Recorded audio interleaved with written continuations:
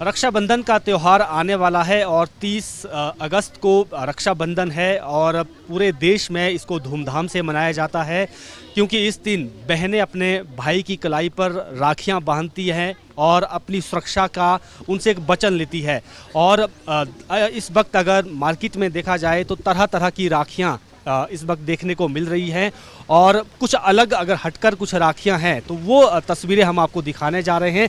और इस वक्त हम राज्य सचिवालय के ठीक बाहर हैं और यहाँ पर राष्ट्रीय ग्रामीण आजीविका मिशन की तरफ से जो स्वयं सहायता समूह हैं प्रदेश के, उनकी तरफ से राखियां तैयार की गई हैं।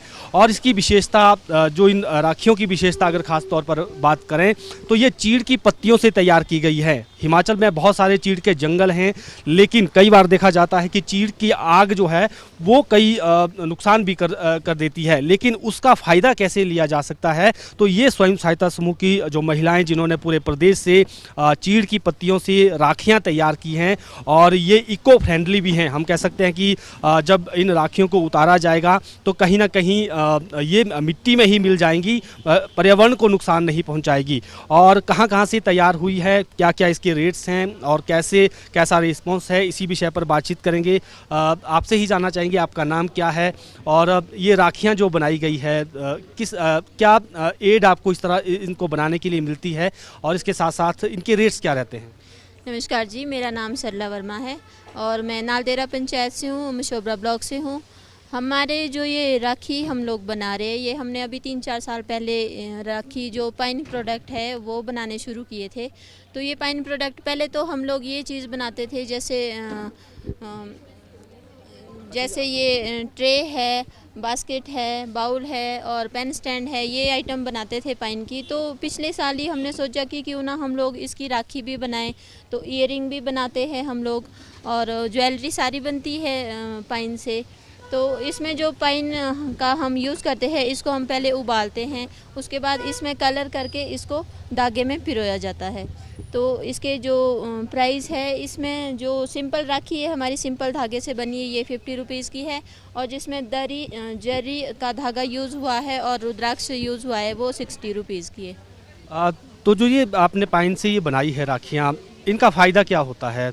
कितनी इको फ्रेंडली होती हैं और आपको लगता है कि जो चीड़ है हमारा वो यूटिलाइज भी हो जाता है इस बहाने? हाँ जी, हो जाता है सर। जैसे अब चीड़ का पत्तियाँ वैसे बहुत नुकसान करती है, जंगलों में आग लगती है गर्मियों के दिनों में, तो हम लोग उसका यूज़ करते हैं। फिर जैसे हम लोगों ने राखी बनाई है, इसको हम पहले हाथ पे लगाएंगे। रक्षाबंधन के दिन भाई बहन के ये त्यौहार है, हाथ पे लगाएंगे। 2-3 दिन बाद अगर ये ख़राब होती है, पानी से नेचुरली ज़्यादा दिन तक नहीं रहेगी, तो हम इसको अगर फेंक भी देते हैं तो ये मिट्टी में मिल जाती है। और इसको हम खेतों में या अगर हमारे घर में जैसे फूलों के हमने बॉक्स लगाए होते हैं, हम लोग उसमें भी इसको यूज़ कर सकते हैं, तो ये खाद का काम भी करती है। इसके अलावा हमने ये गोबर से बनी हुई राखी भी बनाई है। इसको भी हम लोग जैसे यूज़ करने के बाद इसको जो हमारे घरों में जो फूल लगाए होते हैं हम उसमें डालते हैं, तो ये खाद का काम भी करती है। तो कहाँ से ये राखियाँ आप इकट्ठा करती हैं और बाकी क्या यहीं पर आपने, क्योंकि सेक्रेटरीट के बिल्कुल बाहर है, तो क्या यहीं पर आपने ये अपना स्टॉल लगाया है या और जगह भी आपके स्टॉल इस तरह लगे हैं? और जगह भी लगाते हैं सर हम शिमला में। अभी हमने 2 दिन पहले हमारा पंचायत भवन में भी लगा था और बाहर हम दिल्ली चंडीगढ़ में भी इसका स्टॉल लगाते हैं, पाइन प्रोडक्ट बेचते हैं। और इसके अलावा हम लोग अपने ब्लॉक में, जैसे हम लोग यहाँ पे बैठे हैं, तो हमारे ब्लॉक में एक क्लस्टर बना है सबका साथ सबका विकास, उसमें हमारे बहुत सारे ग्रुप जुड़े हैं। फिर वो महिलाएं भी अपनी अपनी पंचायत में या फिर नियर बाय कोई मार्केट है वहाँ पे बैठ के इन चीज़ों का स्टॉल लगाया हुआ और बहुत अच्छी सेल हो रही है उनकी। बिल्कुल, तो एक बार फिर से तस्वीरों के ज़रिए दिखाना चाहेंगे। ये इन्होंने कहा कि ये गोबर से बनी राखी है, यानी इसका जब उपयोग करेंगे उसके बाद इसको फेंक भी देंगे तो कहीं ना कहीं खाद का काम करेगी। और ये जो राखियां हैं, ये पाइन जो चीड़ है, चीड़ की पत्तियां हैं, उससे ये राखियां बनी है, तो कहीं ना कहीं कह सकते हैं कि इको फ्रेंडली भी है।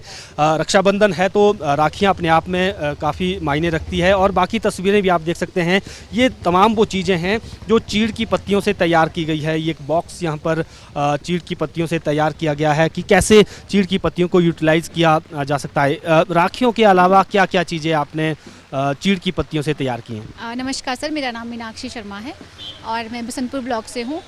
राखियों के अलावा सर जैसे फेस्टिवल है तो हमने मिठाइयाँ भी होममेड बनाई हैं जो कि शुगर फ्री भी हैं, गुड़ से बनी हुई हैं। और घी में बनाई है सर, और फ्रेश हम ला भी रहे हैं, कल ही बना के लाई है, तो आज हम उनको सेल करने के लिए लेके आए हैं सर।